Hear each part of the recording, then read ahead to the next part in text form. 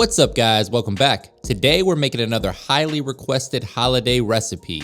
I'll be showing you guys how to make candied yams. But before we do that, please take a quick second to subscribe to the channel. Make sure to hit that bell to enable notifications as well. This episode is sponsored by HelloFresh. With our schedules becoming more and more busy, I absolutely love the convenience of HelloFresh. The average grocery store trip takes about 41 minutes, and trust me guys, I know this because I live in there. With HelloFresh, you can skip some of these trips to the grocery store and get everything you need to make chef-curated meals delivered right to your doorstep. HelloFresh makes eating healthy way easier with many low-carb, carb-smart, vegetarian, and even pescatarian options every week. Every recipe is packed with fresh produce sourced directly from farmers. The other thing that I really love about these meals is that HelloFresh's pre-portioned ingredients mean way less prep work for you and a whole lot less wasted food. No matter what's going on in the world, everyone has to eat, and that's why HelloFresh is here to make eating better easier. No grocery stores, no stressful meal planning, just everything you need to prepare delicious meals delivered right to your doorstep. And I want you guys to get 14 free meals, so go to HelloFresh.com, use the code MrMakeItHappen14 for up to 14 free meals and 3 free gifts. That's HelloFresh.com, code MrMakeItHappen14 for up to 14 free meals and 3 free gifts. All right, guys, meet me in the kitchen. Let's make it happen. First things first, let's get this out of the way. We call them candied yams, but it's really candied sweet potatoes, and we need about 2 to 2.5 pounds of them.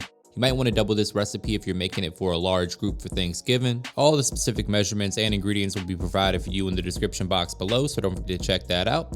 Personally, I like to chop the ends off. That way I make them nice and flat. It makes it a little bit easier to peel to me, but you can do whatever works best for you. Break out your potato peeler, and we're going to peel these sweet potatoes up, get all that skin off. Then we're going to chop them up, get them nice and clean. There we go. Potato peeler works great, but if you want to use a paring knife in your old school, nothing wrong with that either. As long as the skin gets removed, that's all that matters. Now for sweet potatoes, you want to make sure you have a very sharp knife for these because sweet potatoes have a higher starch content than regular potatoes, which makes them a little bit more difficult to chop. So just make sure your knife is nice and sharp and you have a sturdy cutting board that you're using. Now, in terms of the shape of the sweet potato, that's a matter of personal preference. Personally, I like mine to be bite-sized pieces like you see here, but I know a lot of people like to cut them into like circle shapes. Totally up to you. This is how I like to prepare mine. One thing that is super important, guys, is to make sure that each piece of sweet potato is about the same size. That way they cook at the same rate. What you don't want to have happen is having large chunks of sweet potato in there with smaller chunks, because the larger one's going to take longer to cook and they won't get as tender. And the next important step is to make sure that they're nice and clean. So add them to some sort of dish like you see here and rinse them under cold water 2 or 3 times until the water runs clear. Potatoes are root vegetables, so they tend to be pretty dirty. So just make sure they're nice and clean. Once you clean them up, we're gonna get some paper towels out and dry them thoroughly. You wanna make sure that they're nice and dry before you start cooking. Once we've gotten that out of the way, we're gonna go ahead and add those sweet potatoes to the casserole dish that we plan to use for baking these. I'm using a 9x11 casserole dish. You can use something similar in size. Next, you wanna go ahead and preheat the oven to 400 degrees, and then we're gonna get started on our candy mixture. So we're going in with 1 stick of butter, followed by 1 cup of brown sugar and 1 cup of white sugar. Break out the whisk and mix to combine. You wanna dissolve all that sugar into that melted butter over medium-low heat. We're not in a rush here. We just want to keep mixing until everything is well combined. Next, we're going in with 1 shot of bourbon. Use whatever bourbon you like. Here I have some Buffalo Trace. This is totally optional, but I do like the flavor that the bourbon provides. We're gonna bring that up to a simmer over medium heat, cook off the alcohol, and then we're going in with the juice and zest of 1 orange. Here I have a navel orange. We're just gonna squeeze the juice directly into this mixture. The acid from the orange is gonna help balance everything out, kind of cut through some of the sweetness. And oranges are a little sweet themselves, just adds a nice flavor profile to this recipe. Definitely give it a try. So once we've added the orange juice and orange zest, we're going in with some ground cinnamon. Again, guys, all the specific measurements and ingredients are provided for you in the description box below, so don't forget to check that out. We're also going in with some ground nutmeg, just a pinch because that goes a long way. Next up, we're going in with 1 tablespoon of vanilla extract and then a 1/4 teaspoon each of butter extract and then maple extract. This is gonna add tons of flavor to your candied yams. You're gonna love this recipe. Let me know in the comments how you like to make your candied yams. I can't wait for you guys to give this recipe a try. Absolutely packed with flavor from the orange, the maple, the butter, the brown sugar, just sweet and delicious. This is gonna go perfectly for your Thanksgiving dinner. We just added a teaspoon of ginger paste there. You can use ground ginger if you want, but I prefer the ginger paste myself. Break out the spatula and mix to combine all those ingredients, allow everything to come together and get to know each other's business. Next, we're going in with just a pinch of salt just to wake everything up, allow those flavors to really activate. And we're still working over medium-low heat here, guys. We just want to mix everything until it's well combined and it starts to caramelize a bit. This is where we're going to pour over our sweet potatoes before they go in the oven. As always, guys, make sure you taste as you go and adjust the flavor to your preference. Once you got it right where you want it, we're going to pour this over our sweet potatoes.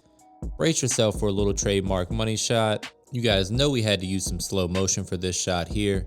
Oh man, that looks good, and these aren't even cooked yet. Go ahead and pour all that deliciousness over your sweet potatoes, and then we're going to fold all that together, cover it in aluminum foil, and pop it in a 400-degree oven. The total cook time for this recipe is about 45 to 60 minutes, but it really depends on how you prep the potatoes. The smaller the pieces are, the faster they'll cook, and obviously the larger they are, the longer it's going to take. You really just want to cook them until they're nice and fork tender. That's what we're looking for. The real key here, guys, is to make sure your sweet potatoes are evenly coated in that sweet, buttery deliciousness that we made earlier. I'm going to top them with just a little bit of cinnamon sugar right before they go into the oven. Now we're going to break out the aluminum foil and make sure that they're covered nice and tight. That way they have the opportunity to steam a little bit and start to tenderize. We're going to cook these covered in aluminum foil for about 30 minutes total, but it's important to check them every 10 to 15 minutes just to stir them a little bit and make sure they're cooking evenly. So this is what we're looking like after about 15 minutes. You want to get in there with a spoon and stir them around. Make sure that they're not sticking to the bottom or the sides. We want to make sure everything's cooking nice and even and ensure that they're coated nicely in that syrup. And then we're going to cover it again in foil and put it back in the oven for another 15 minutes, and then we'll check on it. Here we go. This is what we're looking like after about 30 minutes in the oven. As you can see, they're starting to cook down a bit. You want to start to check for tenderness here. My favorite way to do that is with a toothpick, but you could also use a fork. Basically, what you're looking for is to see how much resistance the potato has when you insert the toothpick. It should slide in and out like a hot knife through butter. So if it goes in, but it doesn't slide out easily, you know that they're not quite tender enough. So we're going to put them back in the oven. And when they go back in the oven, they're going in uncovered, so no aluminum foil. We want that liquid to really reduce down and caramelize on the sweet potatoes, as you can see here. Say it with me, guys. Looking good. Oh man, these are about done. We're gonna plate these up, get us a nice taste test, see what we got. Make sure you guys leave me a comment. Let me know what desserts you want to see for Thanksgiving. I have a few on the way and I'm making a list, so make sure you drop a comment and let me know. Oh man, gotta hit you guys with another trademark money shot. No flavor left behind. That's gotta go on top of those sweet potatoes. And all I need now is a fork, my friends. I can't wait to get in here. It's my favorite time of the year. I'm excited for Thanksgiving. I hope you are too. Going in for the taste test. Let's see what we got. And damn if that's not the best candy yams I've ever had in my life. Definitely a fork drop.